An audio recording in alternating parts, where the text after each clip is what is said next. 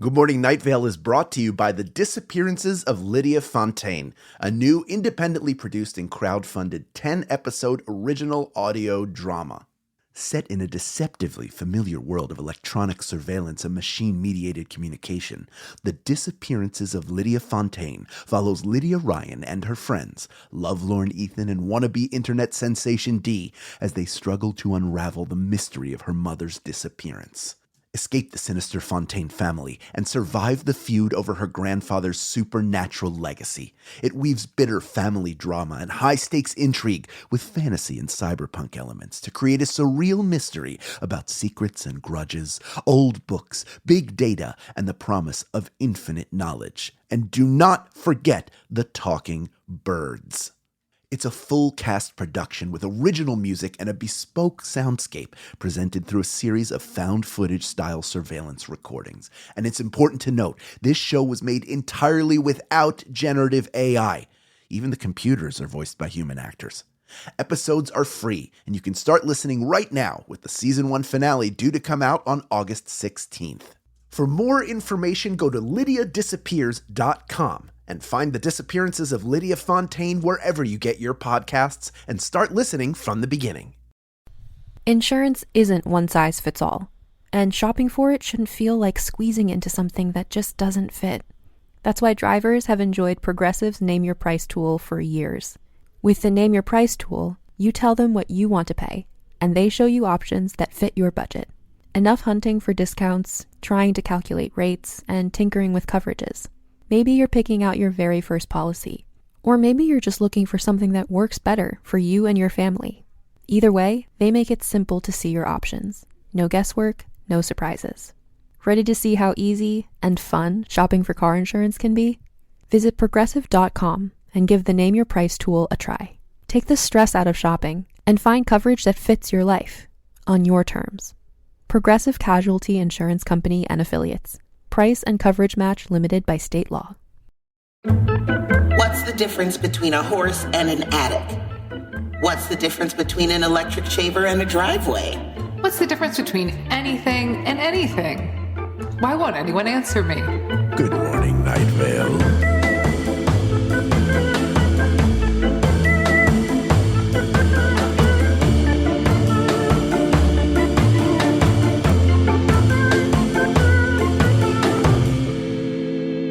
Hello to all of you out there. My name is Meg.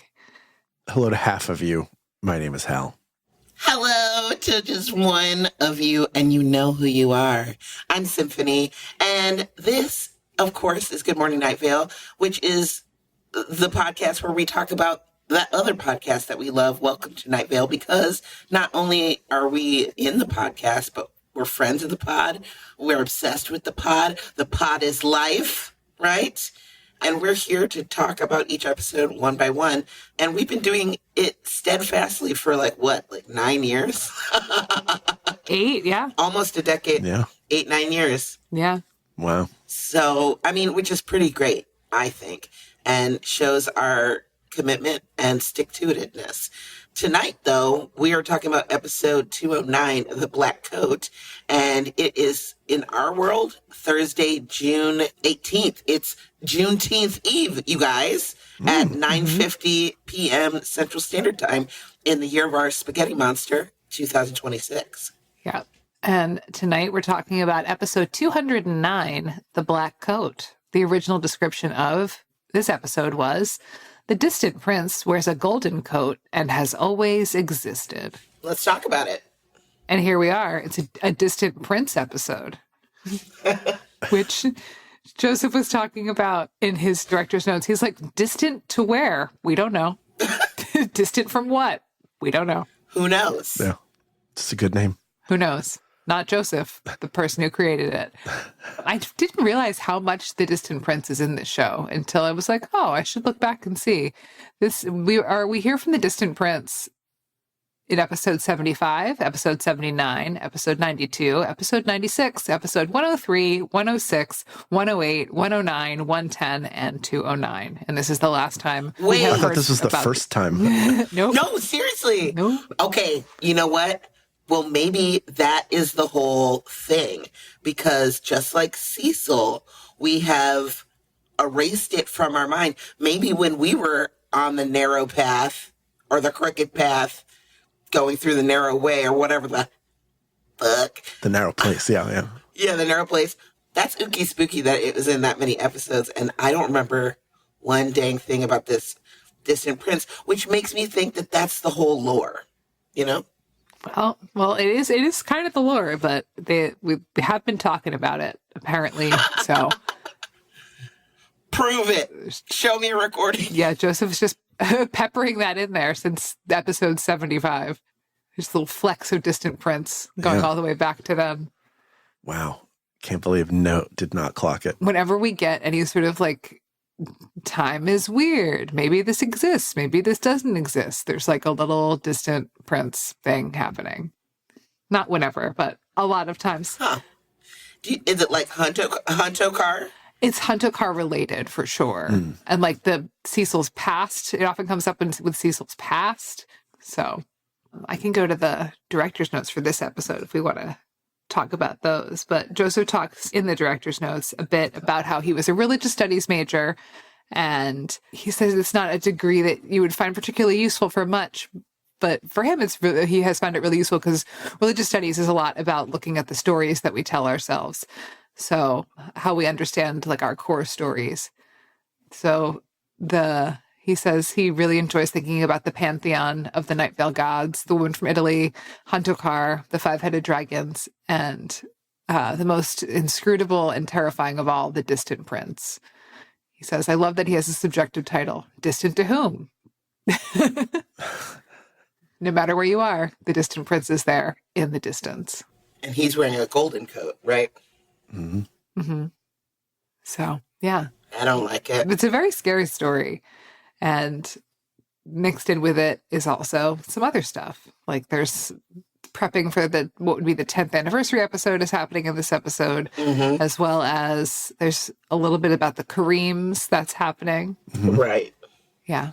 Well, as far as at the beginning of the episode, he mentions, he's like, oh yeah, the distant prince, like all this stuff, which already I was like, oh, that's kind of spooky. But then he also is talking about the strange phone calls that he's getting, which I thought was very funny because one he gets from the IRS, and he's like, yeah, nice try. I doubt that would work though, but maybe now, because the IRS people are probably going through it, they'd just be like, you know what, forget about it. You think if you just laugh at the IRS, they'll be shamed into not making you pay anything? It's worth a shot. Maybe. It's not illegal to laugh at him. Like, yeah, right. I pay more than a bunch of companies. So talk to Jeff Bezos or whatever. Also, one of the weird calls he gets is from his Aunt Trudy, who he never had, which I also found funny because he used the same sort of language when he talked about the coat the black coat, which he never wore. So I'm like, is Aunt Trudy part of this memory or sort of split life that Cecil had, you know what I mean, where he does go through the crooked path of the narrow place? Maybe. Or she could just be a crazy lady. It could be. Yeah. Yeah, it could just be your classic Aunt named Trudy gag. Kareem is getting dangerous. I was going to say, part of the off-balance thing about listening to the show is even stuff that comes back feels one-off sometimes, or like a short story that's going to conclude. So what's woven into the fabric that might return and is affecting the larger story is never 100% clear. That's sort of the like fun mystery of it. Yeah. That we all try to figure out. But I feel very off-balance right now, not remembering a character that's appeared in multiple other episodes that I have no recollection of at all. Me too. But sometimes I feel like, is it like they'll mention something offhandedly almost. Do you know what I mean? It'll be like one paragraph or a sentence or like a couple sentences that you're like, oh, okay, that's just like something they're saying. But like you might not clock it because it's not like a big character. But like maybe, I don't know. Or maybe I just wasn't hearing it. but I'm hearing it now, and I'm scared. It's the last time that it's mentioned. So, So far, the Distant Prince has not been brought back Ever? never say never. But again, it's possible. It could. I mean, sometimes just talking about it can bring it back. Whoa. Especially talking about it with Joseph and Jeffrey, that usually brings things back. So, hey, if there's anything you want brought back, you can, slip us a little something extra in Patreon, and it will get mentioned. We can't promise it'll come back, but, top of mind. Yeah, if there's anything you're curious about, you'd like to hear more about, let us know. But we'll mention it. Some people. True. Oh, yeah. We know people. I don't know if you guys know that about us. So, again, looking forward a little bit into some storylines are going to open up, as well as a little sneak peek into the next episode. Kareem being like, he contacted some organization. That was also one of the strange calls that Cecil got. And then Cecil said, good luck to all bands. Mm-hmm. And I don't know, have we mentioned that on here before? I think we might have. I don't know. But we can always mention it again. Because of this episode, I'm questioning everything. I'm like, have we said this? Okay, so we all say this pretty much. We all say good luck to all bands for various reasons. When you have inside jokes with your friends, this is our inside joke. So I giggled quite a bit when they said this. Do we want to explain the origin? Meg, you're so good at you tell this story good. This is a Mountain Goats John Darnielle thing. He was, and this is maybe an apocryphal retelling of the story, but the story that I heard about this is that it was like before a show, there was another band that was doing something that seemed a little like not a great idea. They were talking about it like, it's not really a great idea. But then they were just like, you know what? Good luck to all bands. Mm-hmm. So it's something that they said in that situation. It's something that we say in this situation of like, it's kind of like, oh, bless your heart, Yeah. Doesn't matter if it's our flavor of ice cream or not. Good luck to all bands. It's got that sort of a vibe where it's like, it's probably not a good choice, but like, good luck to all bands. Everyone out there doing it deserves good luck. Exactly. Good luck to all bands. And it's your mistake to make. Good luck to all bands. How else are they going to learn, Yeah. So he also mentions that 10 years ago that about the 20 that's coming up soon for Carlos, and he's really excited about it. And just thinking back to the fashions in 2012, how different that is. And then he starts talking about the cricket path again. But I just was like, oh, a little sneak peek into the next episode. But okay, so this was 2022 then. Yes. This episode. 4 years ago. I know. Ago. What was 2012? What was happening then? 2012? What were we doing? Or 22? Were we friends? No, wait. I did meet you. That's right. No, 2012. We were friends in 2020. Unless you were mad at me. For sure. I know that. I don't think I met you until Sandy. Symphony. I think I met you in 2012. Yeah. We met during the fateful Hurricane Sandy. Where you were marooned in Chicago. I was originally marooned in Iowa, and then elected to be marooned in Chicago instead. Better place to be marooned, I think. And because Cecil said, "Oh, I've got friends in Chicago," and the Neos, there were Neos here as well. I don't know if you guys knew them, but like we hung out with them. Yeah. Okay. Yeah. See, so I mean, it's just like a friendly city to know people, and that was the day that we met, and we went to the Bean Pot Tours of Chicago. I won't tell you why it's called that. You'll never figure it out, so don't ask. You'll never figure it out. Wink. And we went to I'm going to send you a picture of us throughout the aquarium so you can post it on our Patreon from the day we met in 2012 at Pot Tours of Chicago. It was a great time. But we didn't meet Hal until 2013, 2014? 13. 2013? 13? Yeah. You did that first show in the bar, then you did a show in San Francisco. And then I was in the third show, I guess you did, is the debate. At Roulette. But I had met Jeffrey and Joseph prior to that because they came to a Thrilling Adventure Hour show at the Bell House. Yes. And Acker introduced me to them. That's also when they met Molly.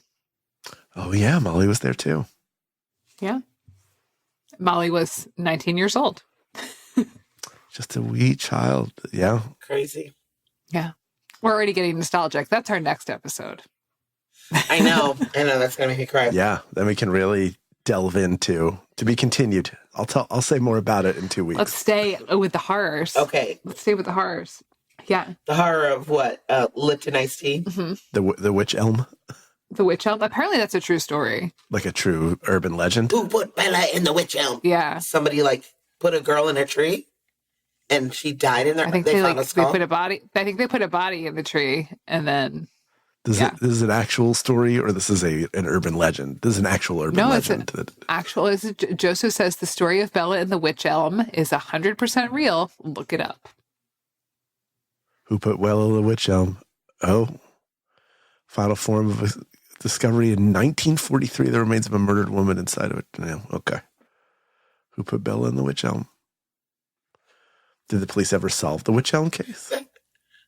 I doubt it. I'm just imagining who put Bella in the witch elm? And there's no forensic evidence left, so it's never going to be solved. Yeah. We'll never know who put Bella in the witch elm. I like that Josh Creighton is considering becoming an actor because he's really good at it because he's a shapeshifter. I love that. Even a tree. You know what? Think about how much time you would save in hair and makeup. Yeah. So much. I mean, that's kind of the origin of Clayface, the Batman villain.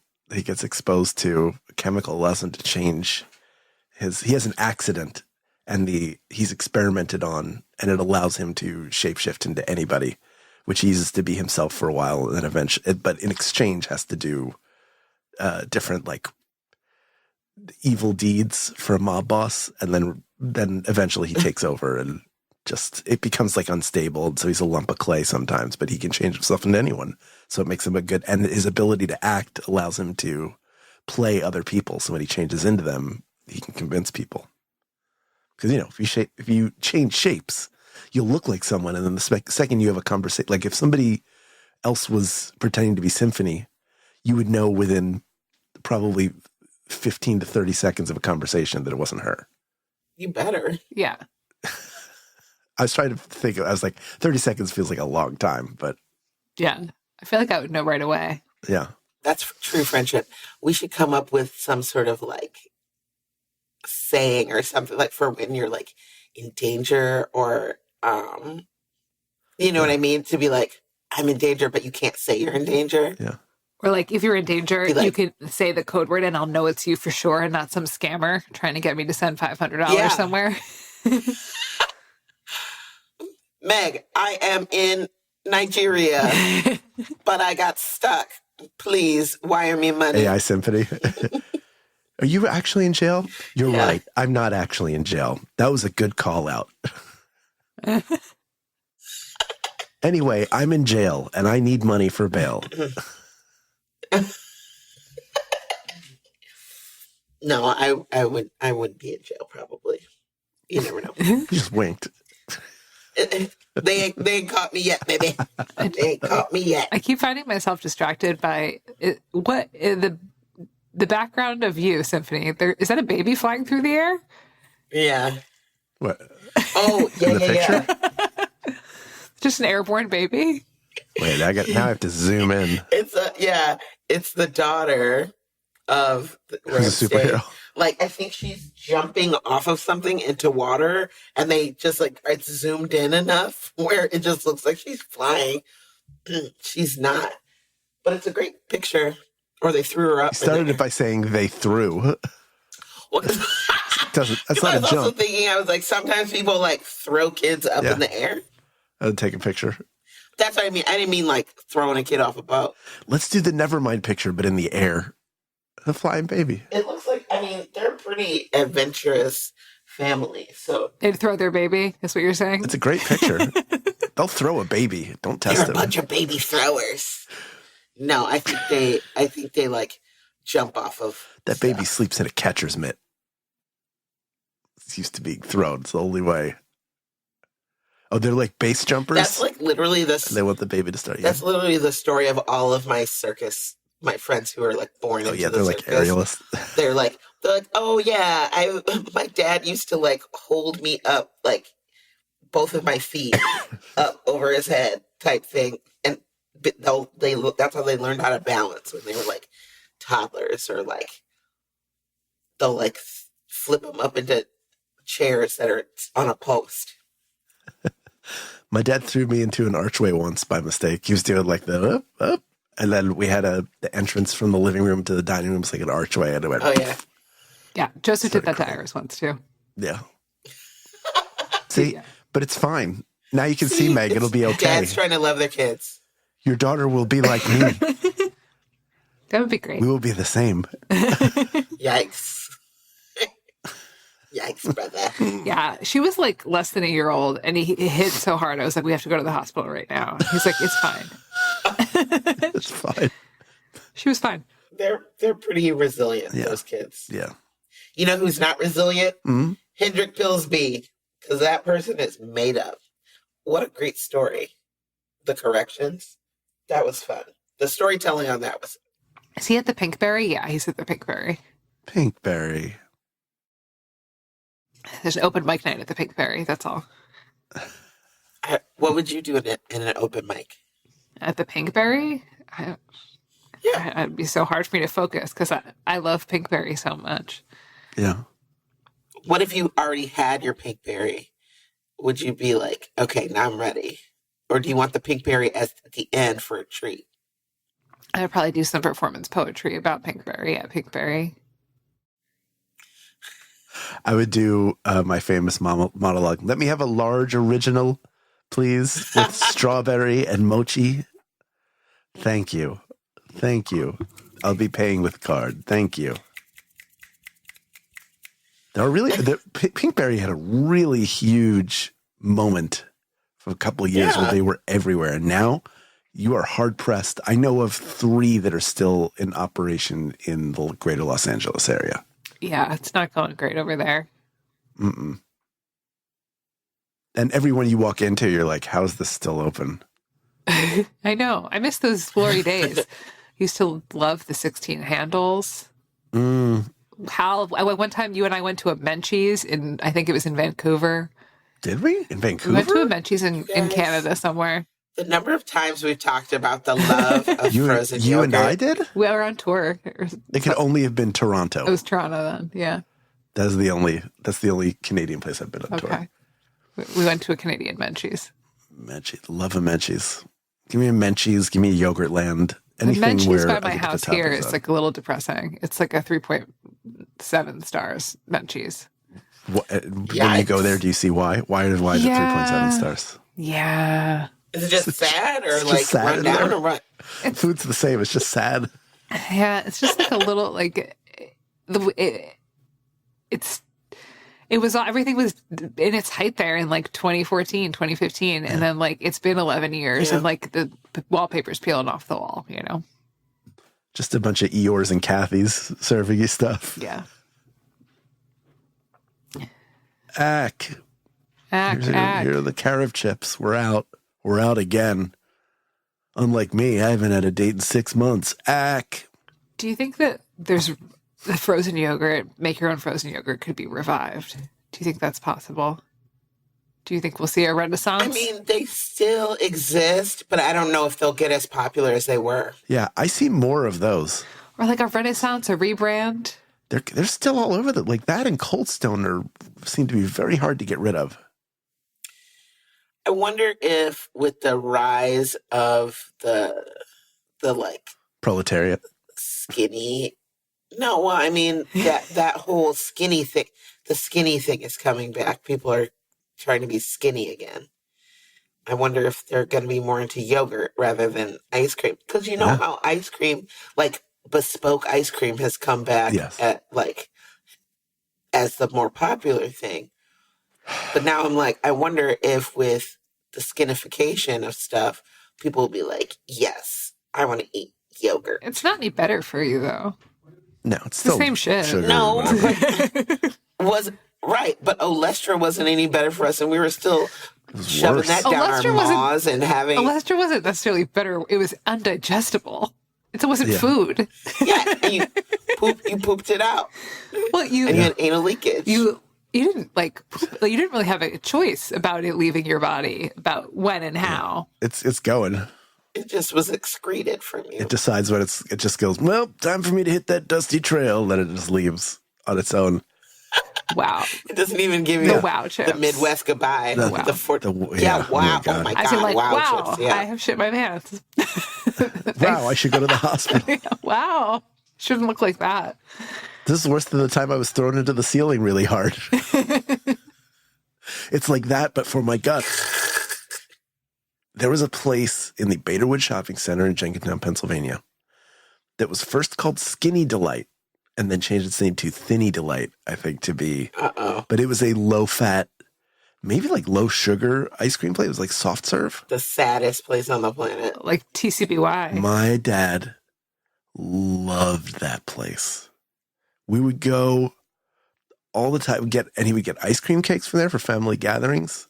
And one time, my cousin Felicia was supposed to get the cake. It was her job, and she didn't bring it. And so my dad kept asking her over at our house, like, "Can you what about the cake? You can go get the cake. Can you get the cake? Will you please get the cake?" So she went to Thinny Delight and came back and put the cake down on the table, and written on it in the gel handwriting was, "Here's your fucking cake." Which is Felicia! it's my favorite Felicia story. It's so good. Have you ever said bye, Felicia, to her? I haven't. I've known her longer than the movie Friday existed. Oh my God, you're missing out. Please, just like film yourself saying goodbye. To be like, bye, Felicia, send it and then to be her? like, no, and send it to me. Oh, okay. Well, we're recording this, right? Bye, Felicia. There you go. Now you have it. But like, I want you to say it to a person named Felicia, not just bye, Oh, Felicia. you want me in to go general. find... My cousin lives in Philadelphia. It's very far away. You want me to say goodbye to a Felicia? I just find a random woman and say goodbye, Felicia. You wouldn't know if it was my cousin or not. You don't know. You could say it to our editor right now, who's named Felicia. Oh, yeah. Oh, yeah. Bye, Felicia. Also, hi, Felicia. Thank you. Thank you so much for making our poor quality audio sound good. Thank you. Thank you, Felicia. Oh, you mean like when I couldn't figure out my soundboard and recorded everybody's sound on my track? Mm-hmm. Whoops.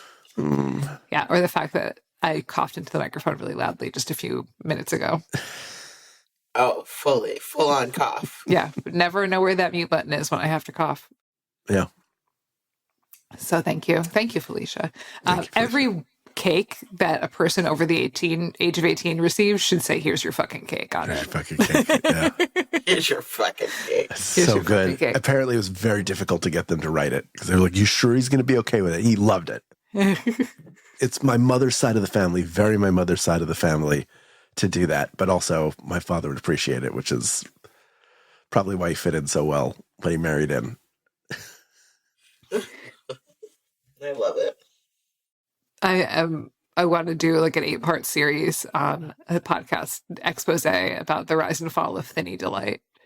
Oh, it was huge. It had a line, and they sold like low sugar, those gummy diamonds where it's like lemon. It's like four flavors: lemon, orange, pink for grapefruit, and then black licorice.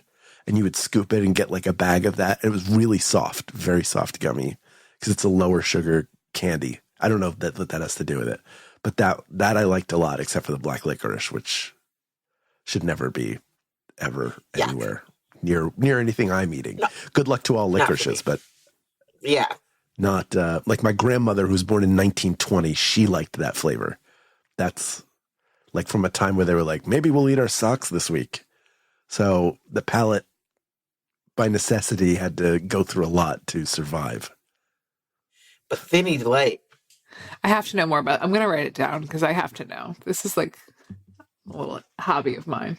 Does it still exist today? I'm going to have to.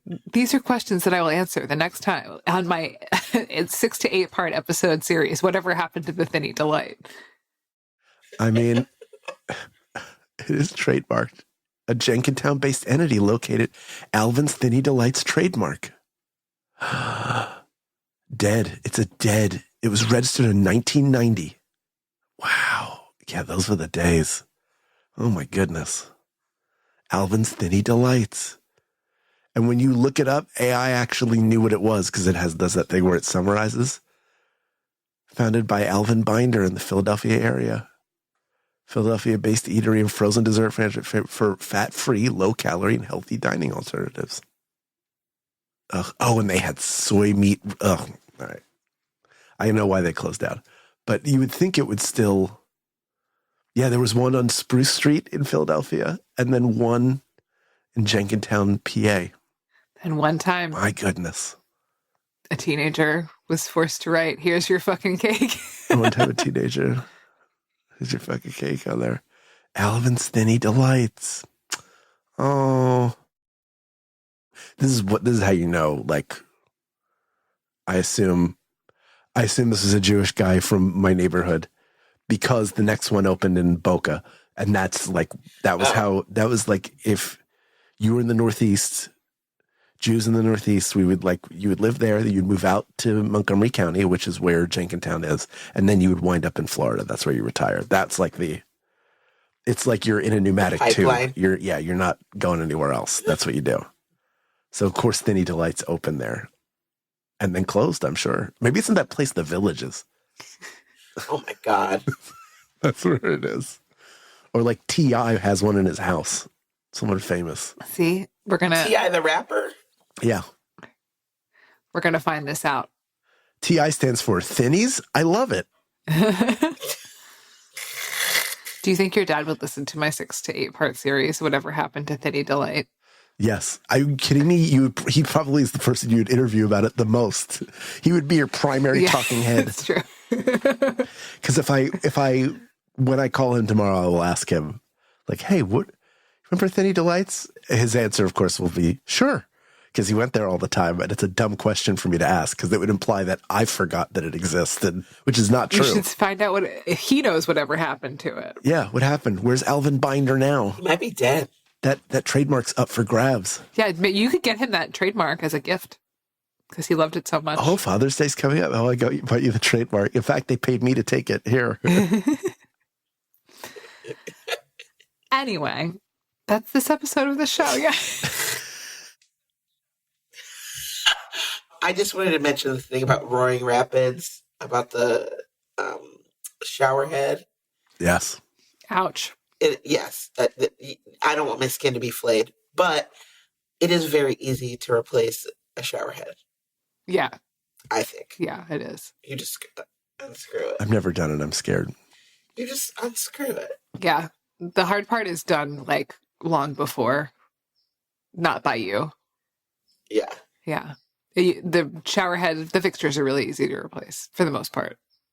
And then in the end, when Cecil is helping himself back to the station, kind of following himself, but then also helping himself, and he starts disappearing.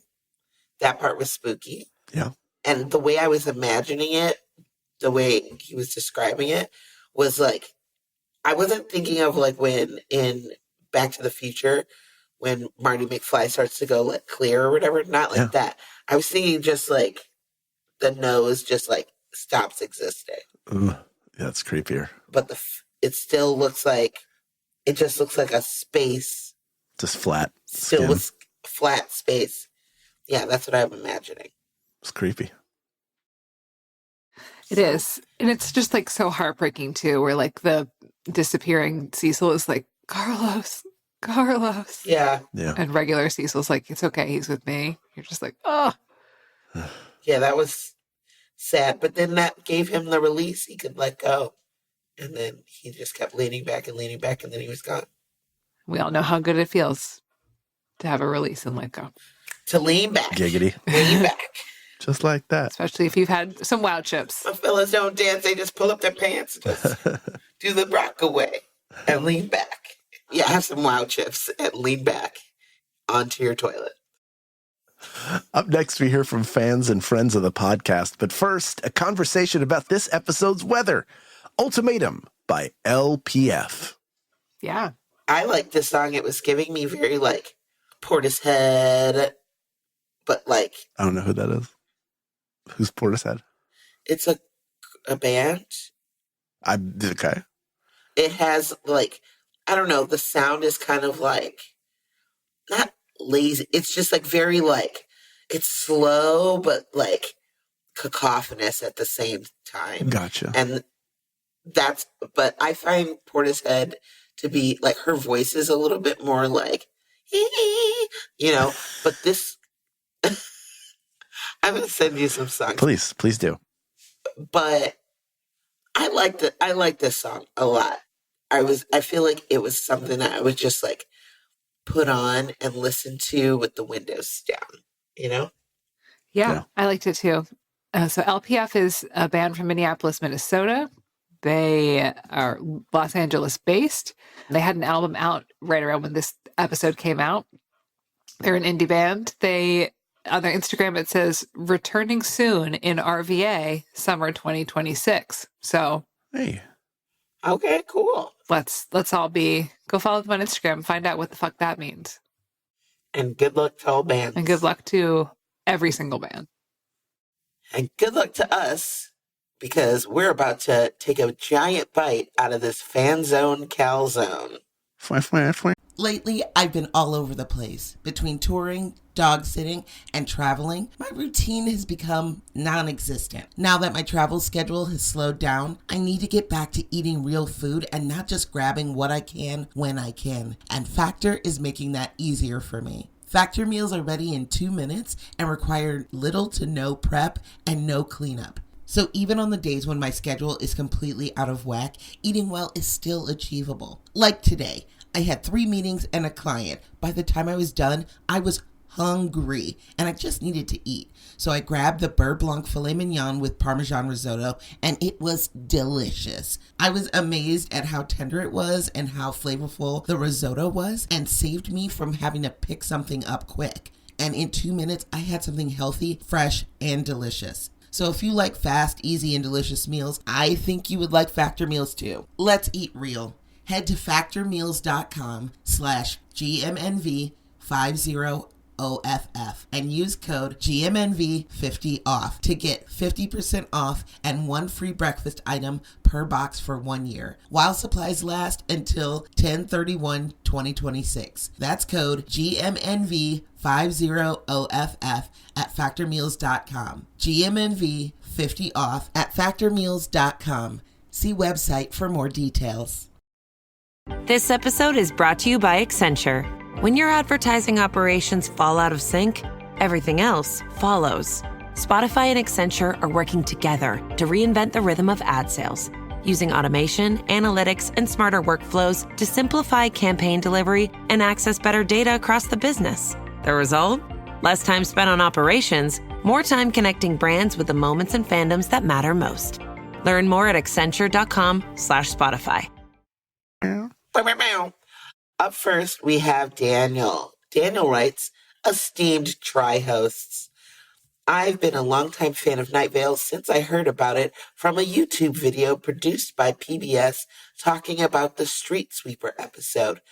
And I've been showing this podcast to anyone who will sit long enough to listen, which is usually anyone who accompanies me on a road trip. Listening to this podcast consistently enough has given me the idea that there is a through line about what Night Vale really is as a place. The reason why it's so weird is because, in the beginning, Night Vale didn't really exist as we thought it did. Rather, it was a construct of Huntokar's imagination, and with what little knowledge they possessed about our world, Huntokar needed to fill in the blanks with what makes sense, which is where all the weirdness comes into play. This idea eventually evolves past Huntokar's own control, however, and becomes a real living being all on its own. independent of Huntokar and their influence or thoughts. It is because of this, and this may get into spoiler territory for episodes past episode 100 for other listeners, that the other beings of power that Huntokar mentioned, such as the distant prince, the smiling god, and even the glow cloud, would want to replicate this power for their own needs. Thus, they created their own versions of Night Vale, which fractured into alternate timelines, universes, and dimensions. Some, like Desert Bluffs, can sustain themselves because they're just different enough to be capable of forming physically, despite being an idea of their respective being of power. Others, like in the episode The Black Coat, can't stay together very well because they're missing some elements. This is why the Cecil that comes to Night Vale wearing a black coat eventually vanishes into nothing, because the distant prince can't exert that kind of power to allow this idea to become a being unto itself. TLDR, Night Vale is a product of Huntokar's imagination and what she thinks our world is like, but being that Huntokar is beyond our world, their thoughts were able to manifest as a physical presence and location, and the weirdness comes from Huntokar's having to make assumptions about our world of which she knows little about.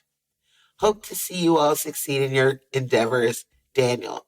Damn, Daniel. Back at it again with the white vans. Bitch, did you write the show? We're just bringing back all sorts of things.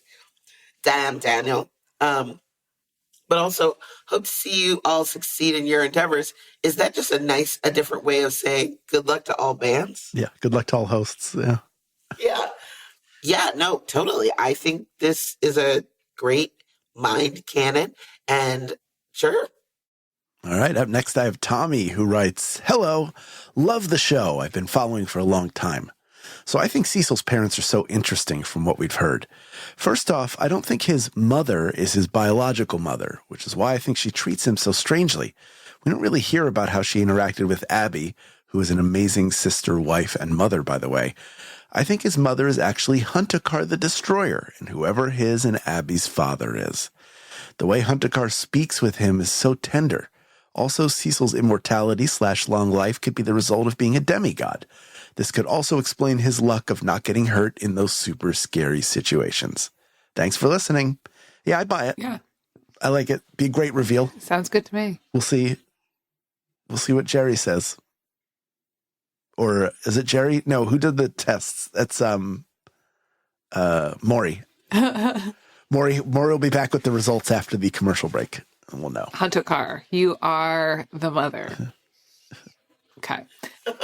Next up, we hear from Camille. I want to preface this by saying Camille did send this email in 2022. There is a Neil Gaiman jump scare that's coming, so everyone prepare for that. And it's from 2022.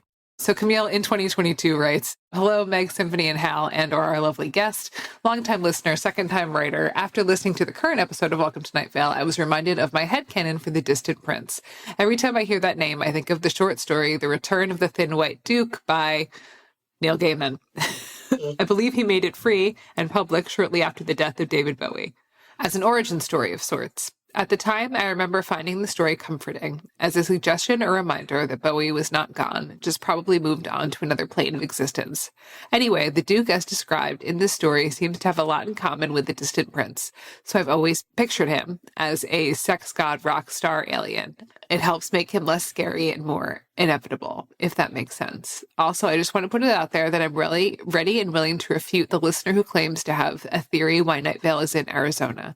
I believe you read part of their letter, but not that part yet. I mean, if and when we get there. I think that's it for now. Hope you're having a great day, Camille." Oh. Yeah. It's kind of interesting to sort of see the Distant Prince as like a Bowie type character. I think that's interesting. All right. Well, thank you all so much for listening. The next episode that you're going to hear in 2 weeks is called 10 Years Later, but for us, we're going to record it next. So tonight. So it'll be just a few minutes later for us. The podcast 10 Years Later, which came out 4 years later from the time that we are recording it. But we're going to record it in the next 10 minutes. Cool. Until then, good morning, Night Vale. Good morning.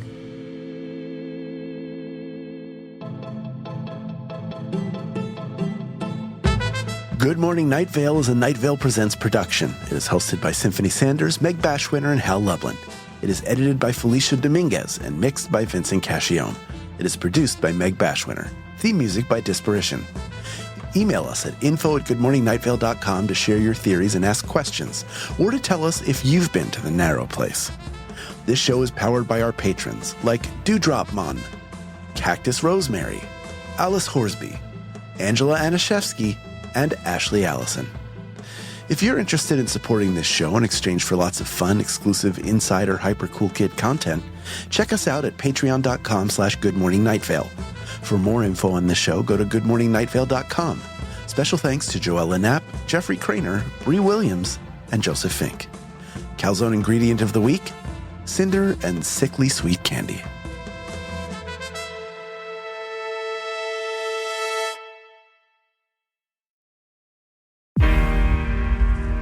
I'm not giving up. I am selling the building. The final season of FX's The Bear. The restaurant is flooded. Everything's either going to be okay. No, stop! Or not. We are outgunned and we are outmanned, but we have each other. FX's The Bear, the final season. All episodes now streaming on Disney+. At ZocDoc, we know being a healthy adult is like living in a video game. Every day has side quests, taxes, laundry, birthdays. And just when you're leveling up, you have to book a doctor. The insurance portal crashes. They put you on hold. Your doctor doesn't take your plan. Game over. We see you. So we made booking a doctor easy. Download ZocDoc. Search by specialty, insurance, and availability. Book instantly. No cheat codes required. Find a doctor you love with ZocDoc.